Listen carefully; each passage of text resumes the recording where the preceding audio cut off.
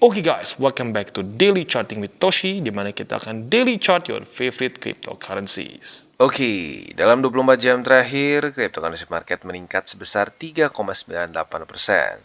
Dengan total market cap mencapai di 858 miliar US dollars. Dan untuk Bitcoin kita bisa lihat ada peningkatan yang cukup signifikan sebesar 4,13% di angka 16.944. Artinya, ya resisten di 16.200-an tertembus dengan signifikan dan berhasil reclaim, alias Bitcoin berhasil menyelesaikan PR dia yang kemarin, ya. Untuk Ethereum, kita bisa lihat peningkatannya lebih signifikan sebesar 7,47% di angka 1.270-an. Lalu untuk BNB, dia meningkat sebesar 2,13% di angka 303,17. Dan untuk XRP, dia meningkat sebesar 4,85%. Dogecoin meningkat sebesar 5,64%. Dan Cardano meningkat sebesar 2,64%. Ini cukup signifikan ya sebenarnya untuk Cardano. Untuk Polygon Matic juga kita bisa lihat ya ada peningkatan sebesar 4,61.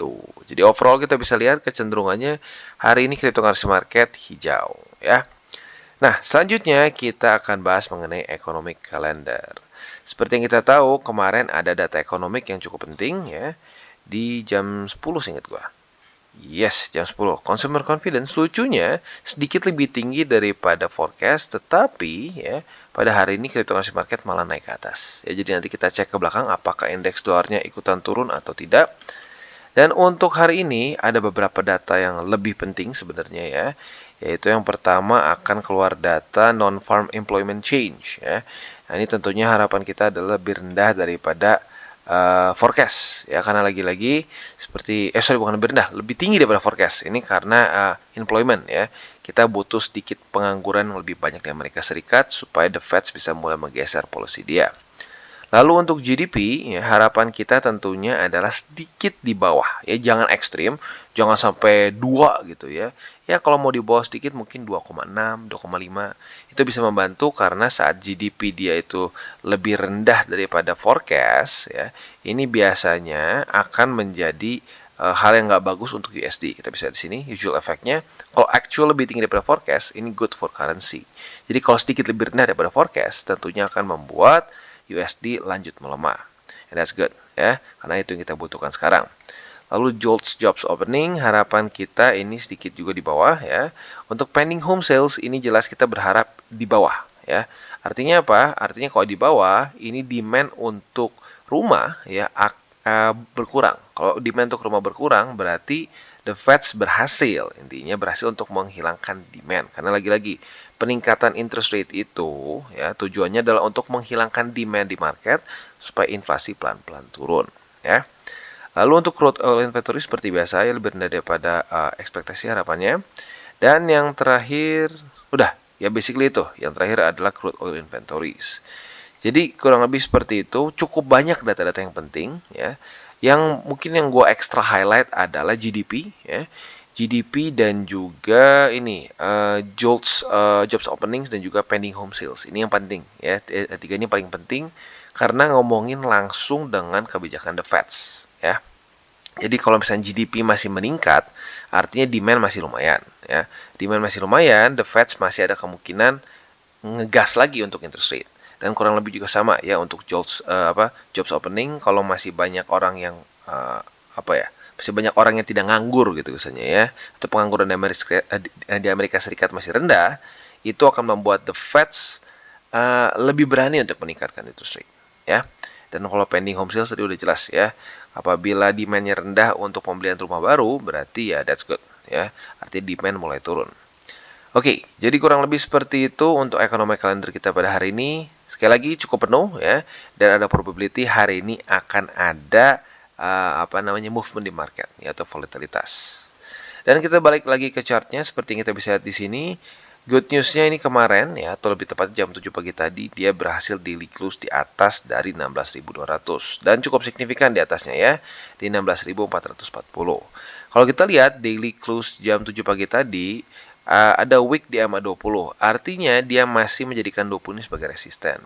Tetapi pada hari ini kita bisa lihat dia menemukan satu momentum baru, dan sekarang kita basically sudah jauh di atas dari EMA 20. Nah, pertanyaannya apakah pada hari ini Bitcoin bisa bertahan dan daily close di atas dari EMA 20 atau tidak? Nah, kalau sampai itu bisa terjadi, that's good. Dan kalau mau kita ngomong yang lebih gila lagi, kalau Bitcoin bisa daily close di atas dari 16.900, itu akan bisa menjadi satu pertanda probability reversal dari Bitcoin. Ya, dan ini mungkin bisa benar-benar menjadi V-shaped recovery. Jadi itu dia PR dari Bitcoin ya. Yang paling simpelnya dulu adalah menaklukkan 20. Bonusnya kalau dia bisa menaklukkan juga 16.900 ya. Dan untuk long termnya ya sebenarnya masih jauh ya. Kalau kita lihat ya untuk Bitcoin long termnya itu MA 20 di weekly masih jauh, 19.200 juga masih jauh ya. Jadi kita langsung loncat aja ke DXY. Dan untuk DXY kita bisa lihat dia sebenarnya kemarin malah mendapatkan sedikit boost ya, karena lagi-lagi economic calendar kemarin ya datanya menunjukkan bahwa ini bagus untuk USD ya. Di sini kita bisa lihat 100,2 lebih bagus daripada ekspektasi atau forecast ya. Artinya DXY menguat. Nah, jadi bisa dibilang yang membuat Bitcoin dan kawan-kawan atau lebih tepatnya cryptocurrency market meningkat itu karena demand dari cryptocurrency sendiri ya. Karena kalau kita lihat pada faktanya untuk Nasdaq, S&P dan Dow Jones masih cenderung di bawah, masih cenderung terpuruk ya. Jadi hanya Bitcoin dan cryptocurrency market aja yang cenderung meningkat ke atas. Ya, this is good ya. Semoga saja momentumnya bisa lanjut ya, dan juga supaya economic calendar kita pada hari ini ya, yang nanti malam ini akan penuh, semoga saja akan bagus juga hasilnya, atau lebih tepatnya kita berharap supaya ini bisa memperlemah USD ya. Karena kalau kita lihat di sini USD sepertinya mulai sedikit mendapatkan nafas nih ya, karena terpantul di 105 dan juga EMA 200 ya. Nah, jadi sekali lagi PR untuk DXY masih sama seperti kemarin, yaitu adalah membuat lower low. Kemarin kan sudah membuat lower high nih di sini ya, this is good. Terus membuat lower low di sini. Nah, hari ini ya, atau mungkin sebenarnya dua sih PR-nya ya, membuat lower high di sini semoga aja ini mulai turun lagi, dan membuat lower low di mana dia daily close di bawah dari 105,62 ya, dan juga daily close di bawah dari 105,50. Kalau itu bisa terjadi ya, itu menunjukkan bahwa indeks dolar masih lanjut ke bawah secara pelemahannya ya, and that's good, itu yang kita harapkan. Jadi kurang lebih seperti itu overallnya. Dan sekali lagi ya, yang menjadi faktor utama dari DXY yang turun adalah kebijakan The Fed ya.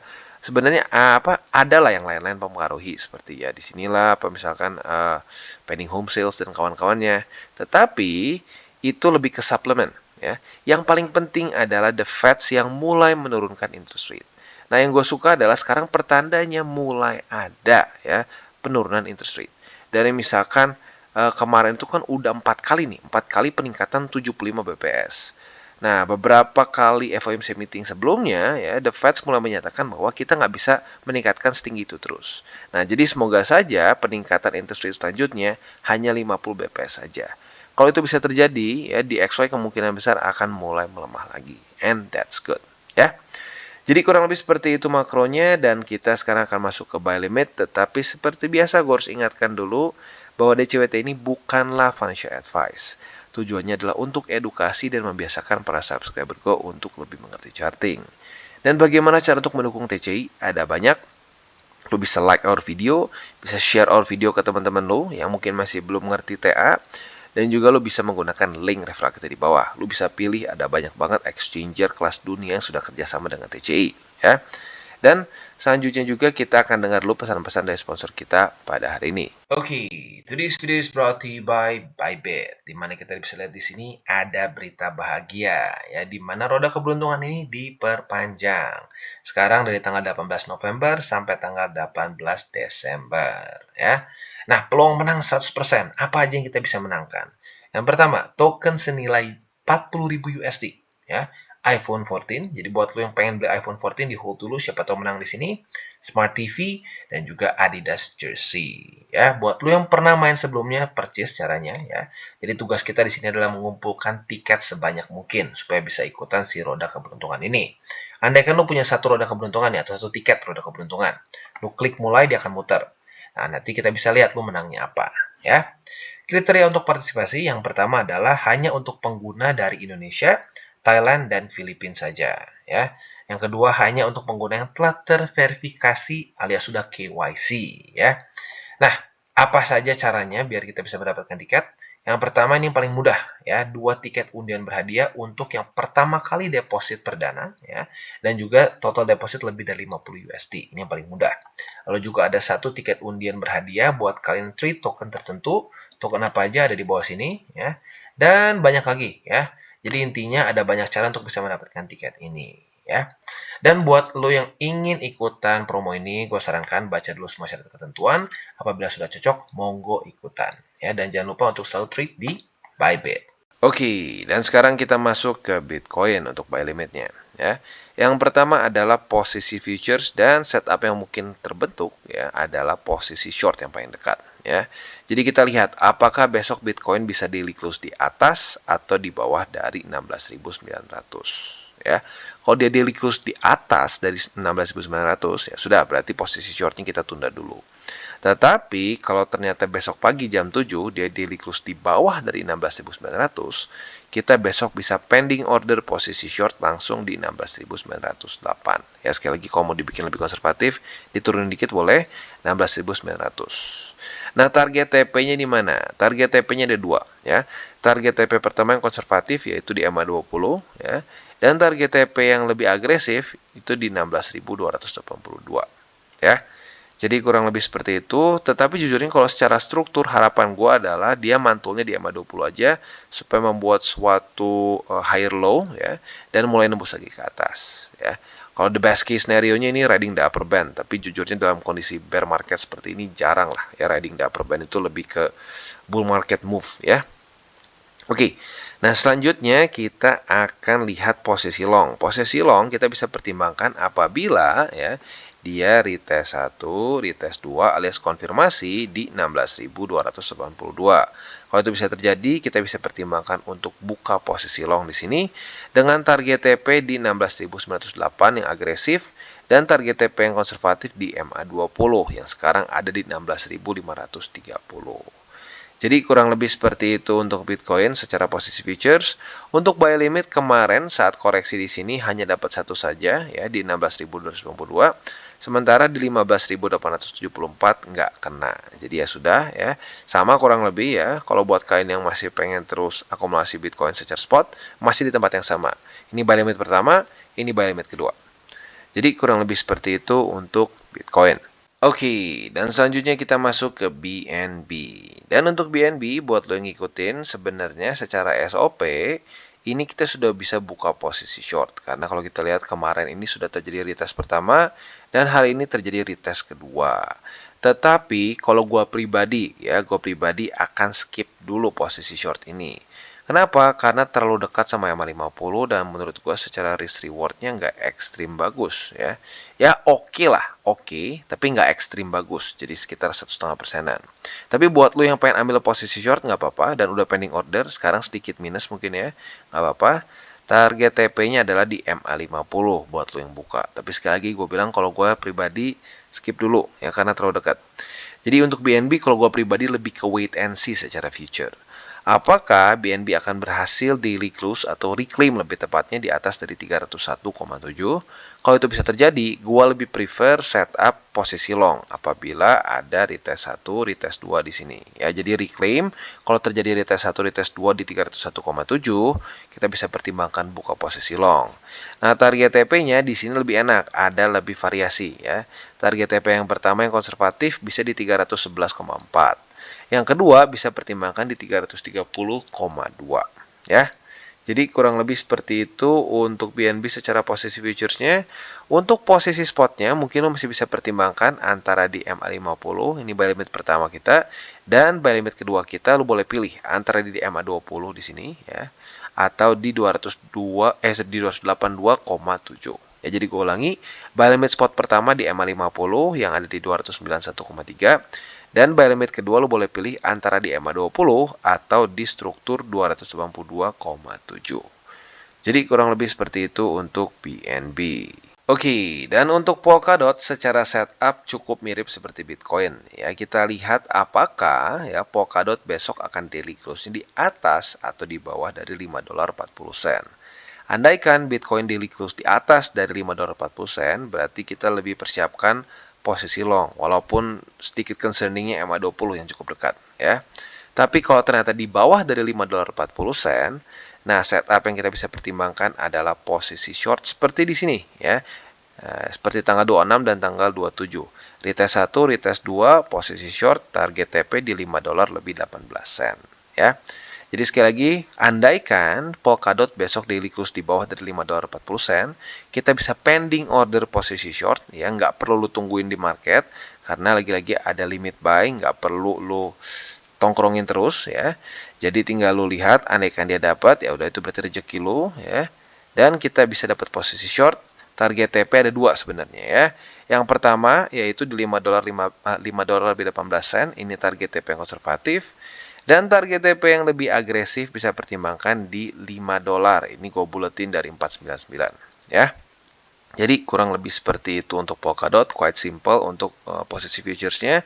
Untuk spotnya seperti kemarin, sebelum dia reclaim 6 dolar lebih 68 sen, gue pribadi akan hold dulu dan nggak tambah posisi lagi secara spotnya.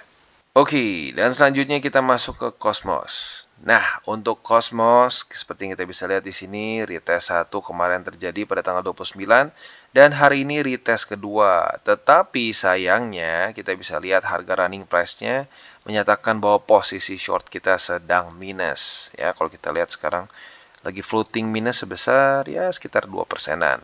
Gimana nih Bang? Ya lagi-lagi seperti yang gue bilang ya, posisi futures itu kita harus siap dengan namanya cut loss. Tapi jangan cut loss sekarang ya, kita lihat dulu.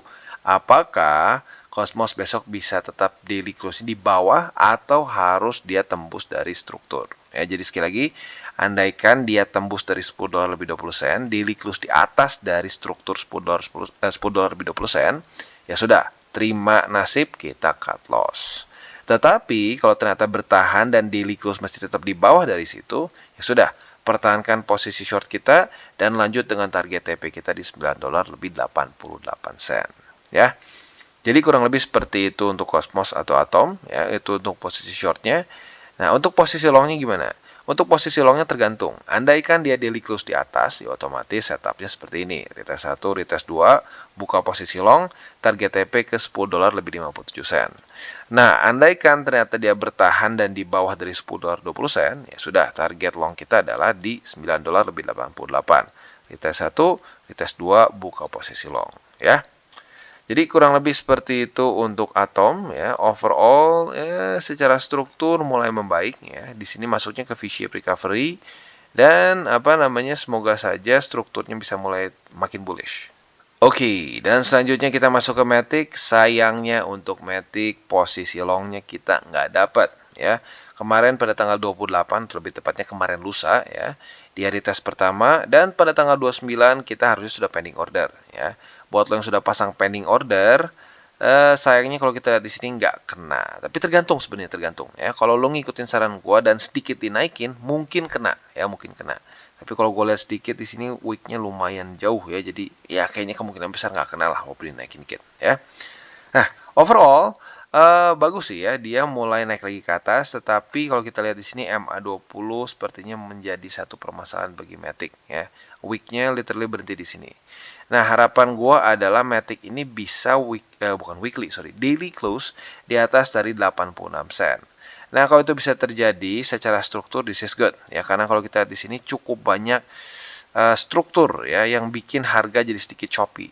Nah, andaikan dia mulai masuk ke sini dan juga bisa menaklukkan MA20, itu bisa menjadi satu pertanda yang baik secara struktur untuk Matic ya.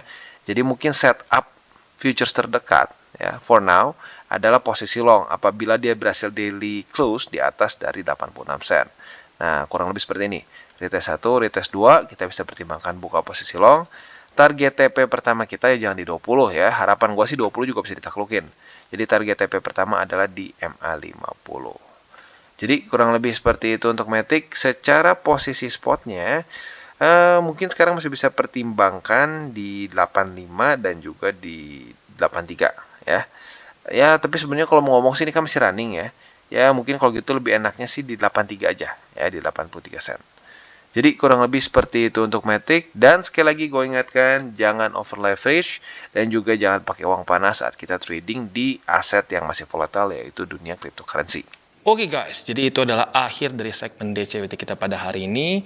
Dan jangan lupa bagi kalian yang merasakan manfaat dari segmen ini, jangan lupa untuk share ke teman-teman kalian. Dan apabila lu pengen mensupport channel kita, ya TCI, jangan lupa untuk menggunakan link referral kita di bawah. Nggak wajib, ya, tetapi apabila lu menggunakan link referral kita di bawah, ada macam-macam, ya, dari Bybit, Huobi, Maxi, toko kripto, dan banyak lagi, ya. Ya, walaupun nggak wajib, tapi kalau menggunakan link referral kita, lu secara langsung membantu perkembangan dari TCI. Dan satu lagi, jangan lupa juga untuk join Telegram group kita, di mana kita bisa ngobrol-ngobrol santai mengenai dunia cryptocurrency secara dua arah.